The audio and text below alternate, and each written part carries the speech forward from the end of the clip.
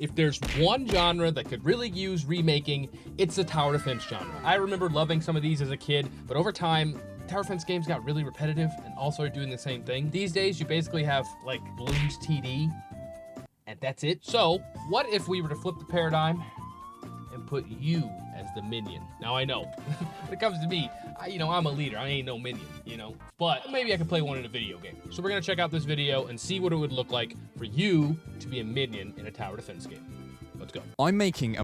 Although, wait a minute. Didn't this game already kind of exist? It was called like Anomaly.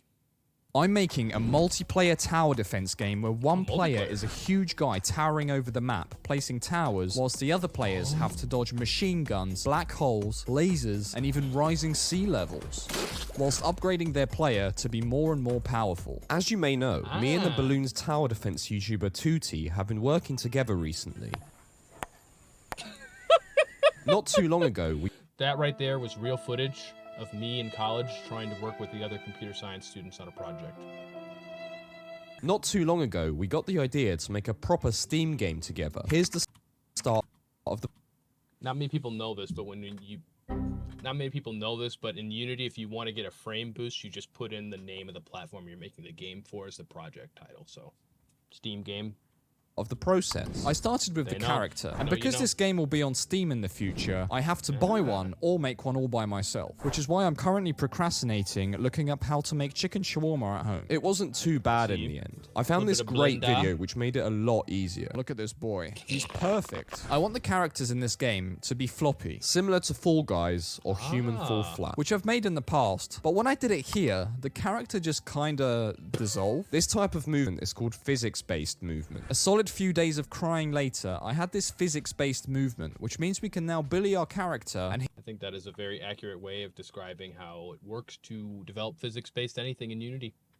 A little bit of tears, a little bit of sadness, but eventually you get some cool game mechanics out of it. The only thing annoying me is the legs, which just kind of drag behind him. I first tried adding animations to fix this, but it still didn't look too great. The limbs would just kind of drag against the floor and sometimes got stuck. I settled on procedurally generated animations, which fit the silly theme perfectly because of...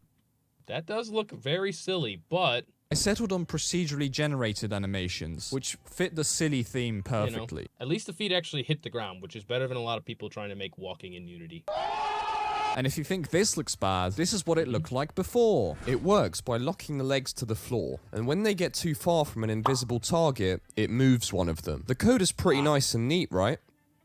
It's because I didn't write it. Because the animation is calculated whilst the game is running, instead of being pre-made. Now when we push him, he actually compensates by walking. I was happy with how it was looking, so I made some obstacles to stress test it, and I think we're good to move on. It's time for a map. Nice. I drew out a few paths I liked, and made my favorite one into a terrain. I want the game to have a low poly art style. Not by choice, but because it's the only thing I can actually model without it looking terrible. I mean, have you guys ever tried to model anything in Blender before? There's a reason why designers get paid good money, because when us developers start doing work in Blender, we get that. Which is better than a lot of things I've made in Blender, if we're being honest. If you've watched the video this far, you have to subscribe. It's just one of the rules. It's up there with like brushing your teeth every day, washing behind your ears, and subscribing to our channel if you watch for more than a few minutes. So go ahead and hit the subscribe button. So I put the terrain into Blender and lowered the poly count, then put it back into the game. To bring it to life, I added some color, wavy water, rocks, plants, and sky from my other games, which made it look much nicer. And this is the first map complete. I also made this second map, which has lava instead of water and has obstacles you have to jump built into the map itself. The first tower I started making is a cannon. How original. I adapted the cannon from my Clash of Clans video and added some sick wooden wheels. I made this platform for the towers to sit on, otherwise they'd be floating, which wouldn't be very realistic. I took some code from my Bloons game and made a pretty cool explosion. The damage in this game will all be knockback based, so the cannon inflicts a lot of knockback, but doesn't shoot very often. I also added a machine gun. I'm kind of seeing how it's coming together now. So you have one guy who's playing a tower defense game, and everyone else is playing Fall Guys. And so really, they're building a Fall Guys course on the fly. It's a very interesting way to approach tower defense.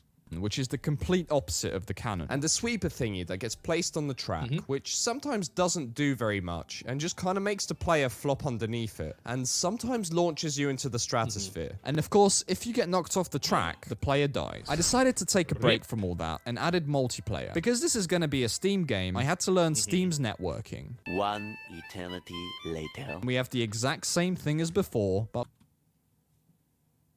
I don't know if I've ever done multiplayer anything that didn't make me want to break my computer, so I don't blame him. with multiple players. It would be cool for the small players to be a random color like in Among Us, so I made 10 different colors and assigned a random one to each player that joins. I also made the arms and body flop around more, which I think looks better and matches what me and Tutti actually wanted it to look like. Something cool this game will have is a huge player towering over the track, placing all of the towers, while the mini players will be like the balloons from Balloons Tower Defense, for example. I experimented with making movement, but it just didn't feel that good to play. I also couldn't get it to work. Yeah, any of those tower defense games where you have to walk around to place the towers typically don't work as well, at least in the tower defense aspect, so good choice to just have it be that you're floating over the map and playing it more like traditional tower defense. This is what the gameplay looks like for him now. I added a secondary camera so you can see yourself in the corner. I opted away from this camera for the huge player and added a normal 3D one instead. This feels more immersive in my opinion. I also made some nice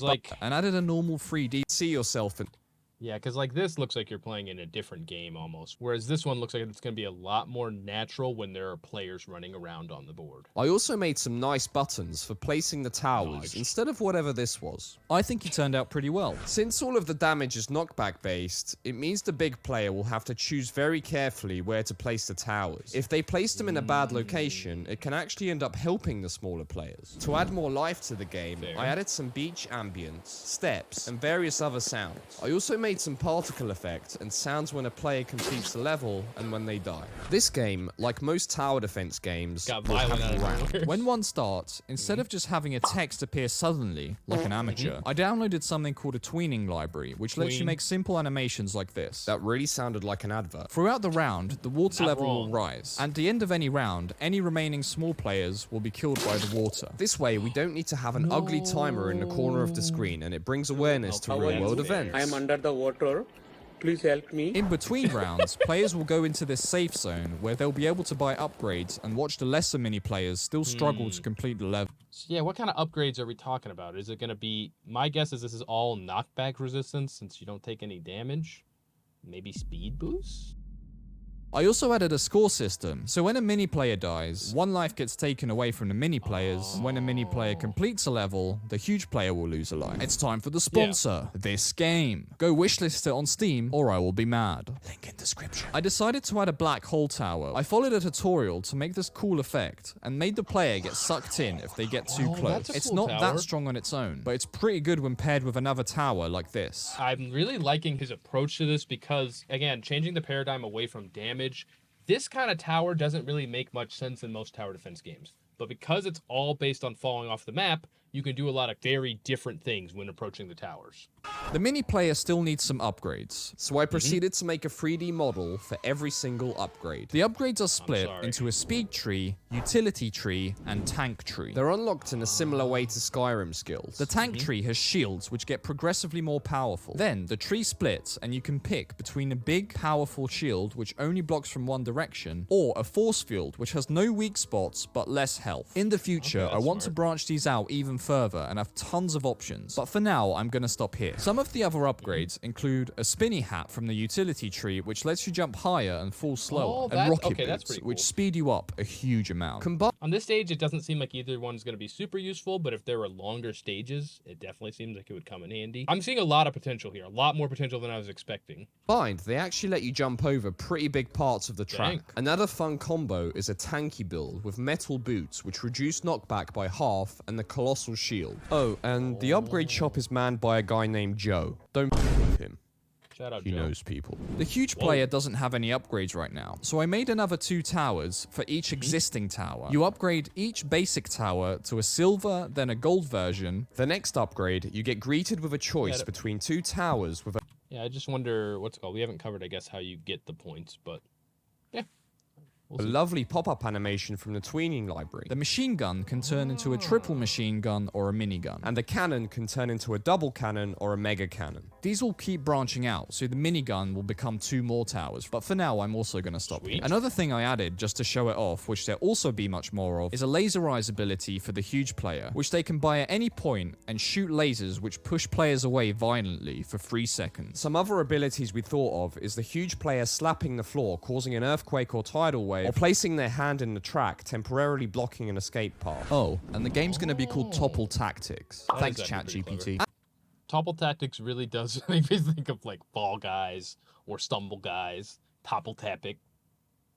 At this point, I think there's enough here to make a Steam page for the game. This is just the Yeah, beginning. for In the sure. next updates, before I release the game, I want to really give the game tons more content. If you have any ideas for the game, let me know. Make sure to sub, because we're getting really close to 100k. If you want to wishlist the game, the link is in the description. See you next video. Yeah, that was really cool. I did not have very high hopes for being the minion in a tower defense game, because who wants to be the Bloons in Bloons TD? But if you make it more like Fall Guys, and so the entire game is based around platforming for one person, and then the other side trying to knock people off, is a very creative idea. So I'll be linking his video. It'll probably be right there and down in the description as well. It's a very cool concept. I might be wishlisting it on Steam myself. I also do game development videos similar to this. You can check out our channel down below if you enjoyed. Thank you guys for watching. We'll see you guys later.